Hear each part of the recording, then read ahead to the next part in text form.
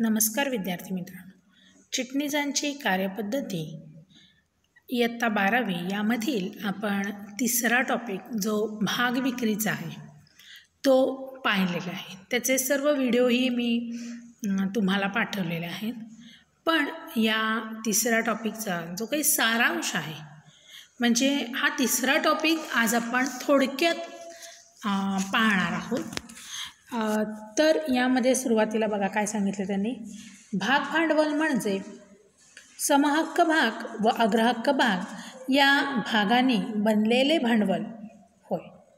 की आपल्याला माहिती आहे की आपण दुसऱ्या टॉपिकमध्ये भाग भांडवलाचे स्रोत कोणकोणते आहेत त्यातील मालकीचे स्रोत व कर्जाऊ स्रोत हे बघितले। मग मालकीच्या स्रोतामध्ये भाग आणि प्रतिधारण नफा आणि भागाचे परत दोन प्रकार पाहिलेत की समहक्क भाग आणि अग्रहक्क भाग। मग यांची विक्री करून जे काही भांडवल तयार होतं त्याला आपण कसले म्हणणार आहोत, तर भागांनी बनविलेले भांडवल। म्हणजे भागांची विक्री करून कंपनी जे भांडवल गोळा करते त्याला आपण भाग भांडवल असं म्हणणार आहोत। भाग भांडवल अशा प्रकारे वर्गीकृत केलेलं आहे, पण हे भाग भांडवलाचं जे वर्गीकरण आहे ते यावर्षी आपल्याला नाही, परंतु अधिक माहितीसाठी मी तुम्हाला हा भाग घेते आहे की काय सांगितलं आहे, भाग भांडवल कशा प्रकारे वर्गीकृत केलं जातं। जेव्हा आपण अकाउंटन्सीमधला एक टॉपिक शिकणार आहोत, शेअर्स डिबेंचर्स इश्यूज शेअर्स, मग तेव्हा वसूल कॅपिटल म्हणजे काय किंवा कॉल्ड अप कॅपिटल म्हणजे काय या गोष्टी तिथं कळाव्यात, त्यासाठी हा मी भाग घेते। तर अधिकृत किंवा नाममात्र नोंदणीकृत भाग भांडवल म्हणजे कंपनीने जास्तीत जास्त संकलित करू शकते असे कंपनीच्या घटनापत्रकाने अधिकृत केलेले भांडवल। आता अधिकृत भांडवल म्हणजे त्याला आपण इंग्लिशमध्ये ॲथोराइज्ड कॅपिटल म्हणतो, जे आपण कंपनी स्थापनेच्या वेळेला घटनापत्रकात नोंदवलेलं असतं की आमची कंपनी सुरू होती आहे आणि ती भविष्यामध्ये 100 कोटी 300 कोटी 200 कोटी अशी काय करेल भाग भांडवल। मग हे 100 कोटीच्याच ह्याच्यात असते का? नाही। मग काही वेळेला 10 कोटी जे अगदी स्मॉल इंडस्ट्रीज आहेत ते 20 कोटी 25 कोटी असं त्यांचं काय असतं, ऑथोराइज्ड कॅपिटल किंवा नोंदणीकृत भाग भांडवल असतं। म्हणून नोंदणी केलेली माहिती घटनापत्रकात याची काय केलेली असते, नोंदणी केलेली असते, म्हणून ह्याला नोंदणीकृत भाग भांडवल असंही म्हटलं। त्यानंतर विक्रीस काढलेले व विक्रीस न काढलेले भाग भांडवल। विक्रीस काढलेले भाग भांडवल म्हणजे बघा आता कसं आहे, 300 किंवा 30 कोटी जर आपलं ॲथोराइज कॅपिटल किंवा आपलं नोंदणीकृत भाग भांडवल, मग 30 कोटीच्या 30 कोटी आपण सुरुवातीला विक्रीस काढणार आहोत का? तर तसं नाही। तर त्यापैकी किती आपण समजा आत्ताची किती स्टेप आहे 10 कोटीची, आपण किती काढणार आहे 10 कोटीच विक्रीला काढले, म्हणजे ते काय झालं, विक्रीस काढलेलं काय झालेलं आहे भाग भांडवल। आणि विक्रीच न काढलेलं मग 30 कोटीपैकी आपण 10 कोटी काय काढणार आहे, विक्रीला काढणार आहे, मग राहिले किती 20 कोटी। मग ते 20 कोटी जे आहेत ते विक्रीस न काढलेलं भाग भांडवल आहे। भाग भांडवल म्हणजे जे भावी गुंतवणूकदारांना खरेदीसाठी कंपनीने आवाहन केलेले भाग भांडवल होय। आता भाग भांडवल म्हणजे काय आहे की जे भावी म्हणजे भविष्यात जे गुंतवणूकदार आपल्या काय करणार आहेत, शेअर्स खरेदी करणार आहेत ते कोण आहेत, आपले भावी गुंतवणूकदार आहेत। मग आवाहन न केलेल्या उर्वरित अधिकृत भांडवलास विक्री न काढलेले भाग भांडवल असे म्हणतात। म्हणजे आपण मगाशीच उदाहरण बघितलं की 30 कोटी आपलं काय आहे अधिकृत भाग भांडवल आहे, त्यातलं काय झालं आहे 10 कोटी मी आत्ता विक्रीस काढले आणि 20 कोटीला आपण काय म्हणणार आहे, विक्रीस न काढलेले भाग भांडवल होय। अजून ते विक्रीस काढलं नाही, जेव्हा कदाचित कंपनीला भविष्यात निधीची गरज भासेल तेव्हा कंपनी काय करणार आहे, हे भांडवल विक्रीस काढणार। त्यानंतर खपलेले व न खपलेले भांडवल म्हणजे प्रत्यक्षात विकलेले आणि प्रत्यक्ष न विकलेले असे हे भाग भांडवल आहे. खपलेले म्हणजे काय, भागांची त्या विक्री झालेले गुंतवणूकदारांनी ते भाग काय केलेले, खरेदी केले. आणि खपलेले भांडवल हे गुंतवणूकदाराने खरेदी केलेल्या भाग भांडवलाचा हिस्सा आहे व न खपलेले भांडवल हे गुंतवणूकदाराने खरेदी न केलेल्या भाग भांडवलाचा हिस्सा आहे. मग आपण 10 कोटी जेव्हा भाग भांडवल काय करतो, विक्रीस करतो, मग त्यातलं 8 कोटीच विक्रीस गेलं. मग 8 कोटी गेले म्हणजे काय झालं, ते खपलेलं भांडवल म्हणजे प्रत्यक्षात विक्री झालेलं भाग भांडवल. आणि न खपलेलं भाग भांडवल म्हणजे काय आहे, 10 कोटीपैकी 8 कोटी विकलेत, मग राहिले किती, 2 कोटी. मग हे काय झालं, 2 कोटी प्रत्यक्ष न विकलेलं भाग भांडवल आहे. त्यानंतर मागणी केलेले व न मागणी केलेले. मागणी केलेले भांडवल म्हणजे जे कंपनीने भाग हप्ता म्हणून भागधारकांकडून मागणी केलेले भाग भांडवल आहे व भागांचा उर्वरित रक्कम ज्याची मागणी केलेली नसते अशा भाग भांडवलास मागणी न केलेले भांडवल असे म्हणतात. बघा, मागणी केलेलं म्हणजे काय आहे, तर कंपनीनं आपला भाग हप्ता म्हणजे 100 रुपयाचा जेव्हा भाग असतो तेव्हा कंपनी काय करते, 100 रुपयाचे 100 रुपये सुरुवातीला मागून घेत नाही. कंपनी काय करते, कदाचित त्याचे 25% म्हणजे 25 रुपये किंवा कंपनी निम्म म्हणजे 50 रुपये काय करते, मागवून घेते. म्हणजे ते काय झालं, मागणी केलेले. आणि न मागणी केलेलं म्हणजे आता 100 रुपयातले जर 25 रुपये तुम्ही मागणी केले तर राहिले किती, 75. म्हणजे 75 काय झालं, 75 हे न मागणी केलेलं भाग भांडवल झालं. त्यानंतर राखीव भांडवल. कंपनी तिच्या विसर्जनाच्या वेळी ज्या भाग भांडवलाची मागणी करते ते भाग भांडवल. आता काय करते कंपनी, बघा 100 रुपयाचा भाग आहे, कंपनीनं टप्पे ठरवलेले. कंपनी आत्तापर्यंत वसूल भाग भांडवल हे 90% झाले. म्हणजे 100 रुपयाचा भाग असल्यावर 90 रुपये काय झालेले आहेत, घेतलेले आहेत कंपनीनं. मग शेवटी राहिले किती, 10 रुपये म्हणजे 10% राहिले, बरोबर आहे. मग हे 10% म्हणजेच आपलं कसलं झालं, राखीव भांडवल झालं. म्हणजे कंपनी तिच्या विसर्जनाच्या वेळी ज्या भाग भांडवलाची मागणी करते ते भाग भांडवल होय. त्यानंतर वसूल भाग भांडवल व वसूल न झालेले भाग भांडवल. वसूल भांडवल म्हणजे भागधारकांकडून प्रत्यक्ष मिळालेली रक्कम म्हणजे वसूल भाग भांडवल. कंपनीनं काय केलं आहे, 100 रुपयाचे भाग विकलेत, भागधारकांनी ते भागही घेतलेत आणि कंपनीनं सांगितलं आहे की तुम्ही या खात्यामध्ये आमचे 50%, 60% पैसे भरा. मग भागधारकांनी किंवा गुंतवणूकदारांनी जे पैसे बँकेत भरलेले आहेत त्या खात्यात वर्ग केलेले आहेत ते म्हणजे वसूल झालेलं भाग भांडवल. आणि भागधारक भागावरील रक्कम देत नाही अशी रक्कम म्हणजे वसूल न म्हणत. काही वेळेला कसं होतं, एखादा भागधारक एखादा 100रातला एखादा दुसरा टक्का असा असतो की ते भागधारक काय करतात, पैसे देत नाही. मग जे भागधारक पैसे देत नाहीत ते वसूल न झालेलं. त्यानंतर भाग विक्रीच्या पद्धती. आता यामध्ये आपण एक चार्ट बघितला होता बघा. भाग विक्रीच्या एकूण 4 पद्धती आहे. पण सुरुवातीला मला असं वाटतं की आपण खाजगी विक्री आणि सार्वजनिक विक्री म्हणजे काय आणि ह्यातला प्रामुख्यानं फरक काय आहे. जेव्हा कंपनीला असं वाटतं की मी जास्त पैसे न करता, खर्च न करता ठराविक ग्रुपलाच, ठराविक गटालाच हे भाग विकावेत. म्हणजे माझ्यासमोर कसं आहे, 12वी बीचा वर्ग आहे, हा माझ्यासमोर असलेला एक काय आहे, घटक आहे, गट आहे, बरोबर आहे.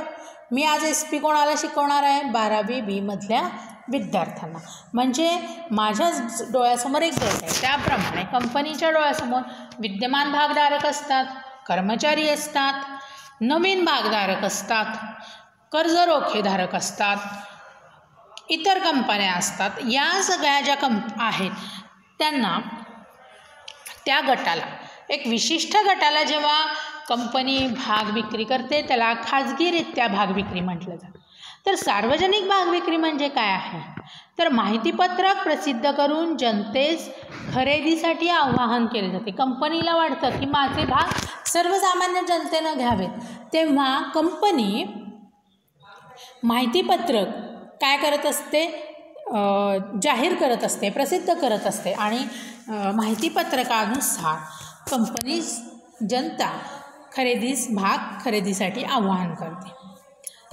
त्यानंतर निश्चित किमतीस भाग विक्री पद्धत. पहिली पद्धत कुठली आहे, निश्चित किंमत. निश्चित किंमत म्हणजे बघा, कंपनीने माहितीपत्रकात नमूद केलेली भागाची किंमत, त्याला आपण निश्चित केलेली किंमत आहे.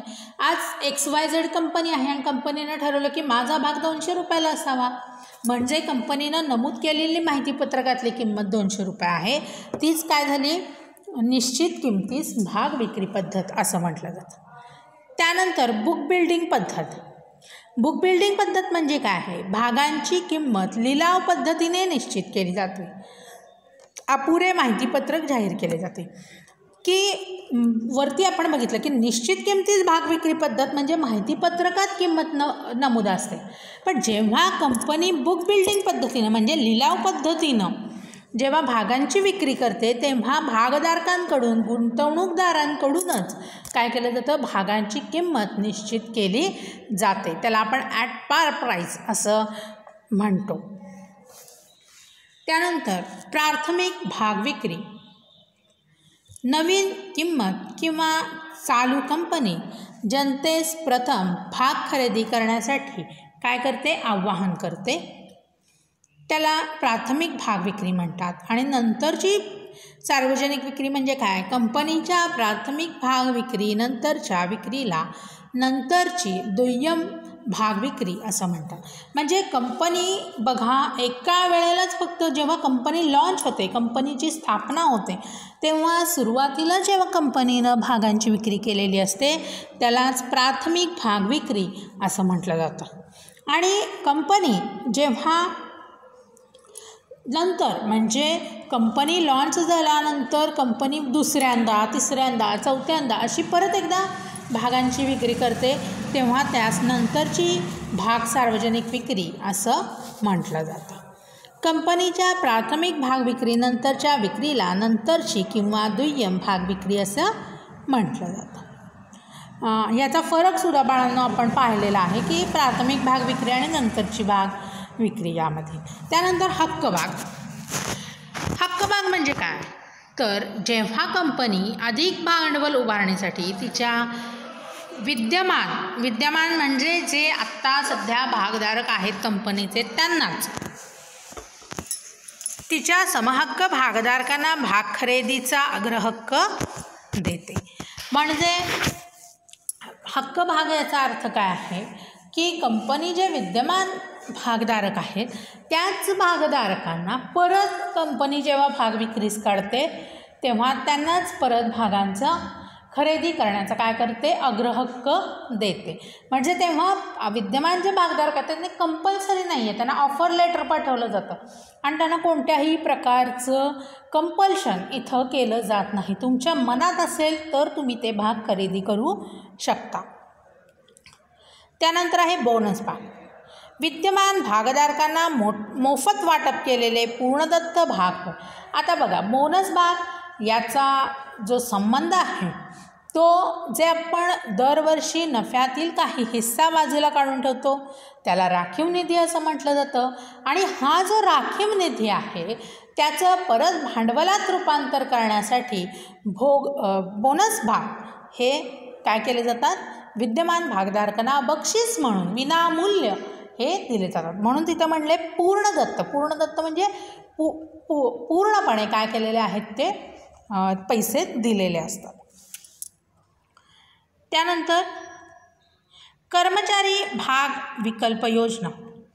यामध्ये काय आहे, या कर्मचारी भाग विकल्प योजना कंपनी जेव्हा नफ्यामध्ये असते, कंपनी खूप मोठी असते आणि आपल्याला चांगल्यात चांगले कर्मचारी जेव्हा कंपनीला वाटतं की आपल्याला मिळावे तेव्हा कर्मचाऱ्यांसाठी सुद्धा काही योजना कंपनी आखते. त्यातील ही एक योजना आहे. या योजनेअंतर्गत कंपनी तिच्या कायम असणाऱ्या बघा, शब्द फार महत्त्वाचा आहे. कायम असणाऱ्या कर्मचाऱ्यांना, संचालकांना कंपनीचे समहक्क भाग भविष्यातील तारखेस बाजार मूल्यापेक्षा कमी दराने खरेदी करण्याचा अधिकार देते. म्हणजे कंपनी काय करते, तर कंपनी 100 रुपयाचा जो भाग आहे, पण भविष्यामध्ये जाऊन त्याची किंमत किती होणार आहे, 500 रुपये. मग कंपनी काय करते की भविष्यात जाऊन जरी 500 रुपयाचा भाग असला तरी विद्यमान भागधारक तो भाग किती रुपयाला खरेदी करू शकतात, 100 रुपयालाच खरेदी करण्याचा त्यांना काय दिलेला असतो, तिथं अधिकार दिलेला असतो. भाग किंमत वृद्धी अधिकार योजना, या योजनेनुसार भविष्यातील तारखेस कंपनीच्या विशिष्ट संख्या असलेल्या भागांच्या किमतीस वृद्धी मिळवण्याचा हक्क कर्मचाऱ्यांना देण्याला आहे. म्हणजे काय, भविष्यामध्ये म्हणजे 20 वर्षांनी, 5 वर्षांनी, 7 वर्षांनी या ठराविक तारखेस कंपनीच्या विशिष्ट संख्या असलेल्या भागांच्या किमतीत वृद्धी मिळण्याचं त्यांना काय मिळालेलं आहे, हक्क. म्हणजे बाजार मूल्य कमी जास्त जेव्हा होत असतं त्याचा जो फरक आहे, त्यातील जो नफा आहे तो मिळवून देण्याचं इथं काम केलं होतं.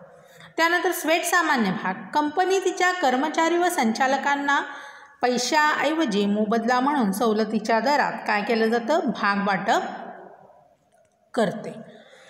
म्हणजे कंपनी कधीकधी कर्मचाऱ्यांना स्वतः मालक त्यांना असल्याचे जाणीव या भागांमुळे होत असते. म्हणून कंपनी बोनस म्हणून सुद्धा कधीकधी काय करत असतात, स्वेट सामान्य भाग देत असतात आणि हे सामान्य भागाप्रमाणेच सर्व भाग असतात. त्यानंतर खाजगीरित्या वाटप, कंपनी व्यक्तीच्या विशिष्ट समूहाला म्हणजे 200 पर्यंतच्या प्रतिभूती घेण्यासाठी आवाहन करते, त्याला खाजगीरित्या वाटप असं म्हणतात. आपण आत्तापर्यंत सगळं बघितलं ते काय आहे, सार्वजनिकरित्या भाग वाटप. प्राधान्याने भाग वाटप, कंपनी अग्रक्रमाच्या आधारे निवडलेल्या व्यक्तींच्या समूहाला समहक्क भाग वा समहक्क भागांमध्ये परिवर्तित होणाऱ्या प्रतिभूती खरेदी करण्याचं आवाहन करते. प्राधान्याने भाग वाटप म्हणजे काय आहे, प्राधान्य म्हणजे प्रेफरन्स देणं, एखाद्याला सुरुवातीला सांगणं.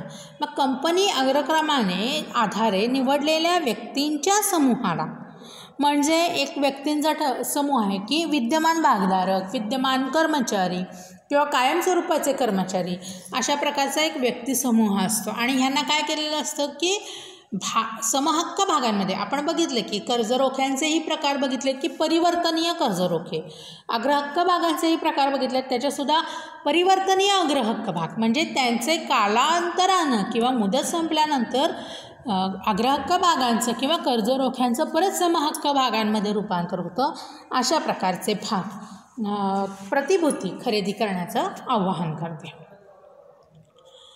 त्यानंतर भागांचे वाटप, यामध्ये ज्या अर्जदारांनी भाग विक्री अर्ज व त्यांचे शुल्क जमा केले आहे अशांनाच भाग वाटप केलं जातं.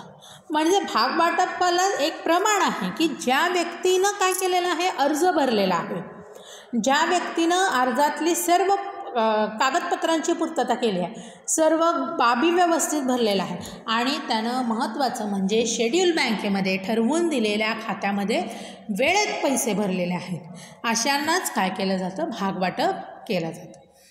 त्यानंतर भाग प्रमाणपत्र, कंपनीने वाटप केलेला दस्तऐवज हे कंपनी समभागाच्या मालकीचे प्रमाणपत्र आहे.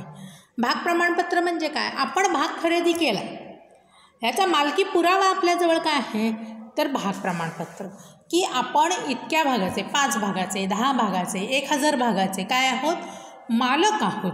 मग हे आपल्याला कशावरनं समजतं, तर हे भाग प्रमाणपत्र म्हणजे कंपनीने भागधारकांना दिलेला मालकी हक्काचा पुरावा, त्याला भाग प्रमाणपत्र म्हटलं. भागावरील हप्ते मागणे, कंपनी भाग अर्जाचे शुल्क व वाटप शुल्काव्यतिरिक्त भागावर न भरलेल्या शिल्लकी रकमेचा मागणी भागधारकांकडे करते.